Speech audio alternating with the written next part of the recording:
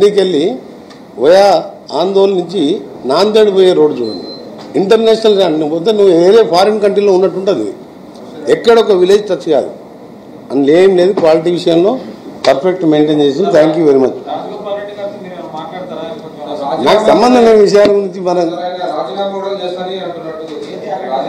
ఇవన్నీ నాకు సంబంధం లేని విషయాలన్నీ నన్ను అడిగినా నేను చెప్పా. నాదేందని అఫీషియల్ డ్యూటీ. ఈరోజు గడ్కరీ గారు నేను అడిగినా ఇవాళ క్లియర్గా ఎలివేటెడ్ కారిడార్ గురించి నేను మాట ఇవ్వడం తప్పకుండా చేస్తానని చెప్పి ఆ నోటికెళ్ళి వెళ్ళిందంటే గడ్కరీ గారు తెలుసు.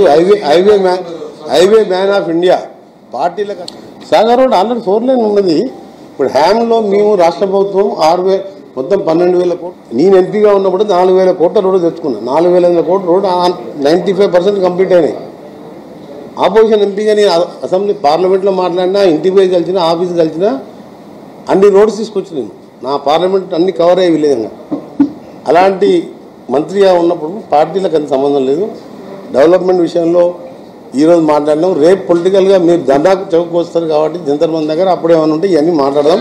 బట్ పొలిటికల్ విషయంలో రాజగోపాల్ విషయంలో నో కామెంట్స్. ఎందుకంటే నాకు సంబంధం లేని విషయం.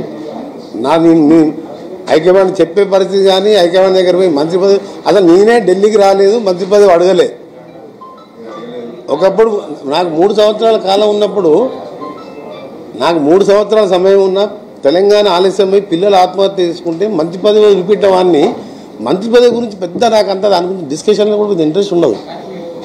అంటే నేను పాలిటిక్స్లో బ్రదరు ఇవి అని హైకమాండ్ వాట్ ఎవర్ హైకమాండ్ నిర్ణయాన్ని పాటించే వ్యక్తిగా హైకమాండ్ ఏది నిర్ణయం తీసుకున్నా దాన్ని మేము సమర్థిస్తాం.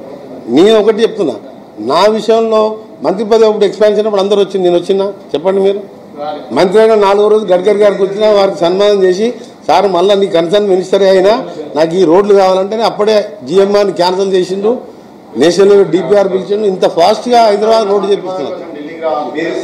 అంటే నాకు సీఎం రేసులు లేను, మంత్రి పదవి రేసులు. వాళ్ళు ఈ మంత్రి పదవి ఇచ్చింది తీసుకున్నా. 2009లో కూడా జానారెడ్డి గారిని డ్రాప్ చేసి హోమ్ మినిస్టర్గా ఉన్న అతన్ని నా ఒక్కరికి అవకాశం ఇచ్చింది. అంత పెద్ద జిల్లాకి 7 రంగు గెలిస్తే హైకమాండ్ రాజశేఖర రెడ్డి గారు నా ఒక్కరికి అవకాశం ఇచ్చాడు. అప్పుడు సంతోషపడలేదు. తెలంగాణ విషయంలో పిల్లలు చనిపోతుంటే పిల్లలకు చావకూడదు, అవసరం ఉంటే మనం త్యాగాలు చేయాలని మంత్రి పదవి చేసి సోనియా గాంధీ వచ్చి కలిసి ఎక్స్ప్లెయిన్ చేసి మా ఎంపీలతో పాటు మేమందరం కూడా ఆరో తెలంగాణ సాధించడంలో పదవులు వదిలిపెట్టుకుంటాం. కాబట్టి మంత్రి పదవి అనేది నా దృష్టిలో పెద్ద డిస్కషన్ కాదు. నా విషయంలో మీరు సీనియర్ జూనియర్గా సీనియర్ ఐఎమ్ 100% సీనియర్.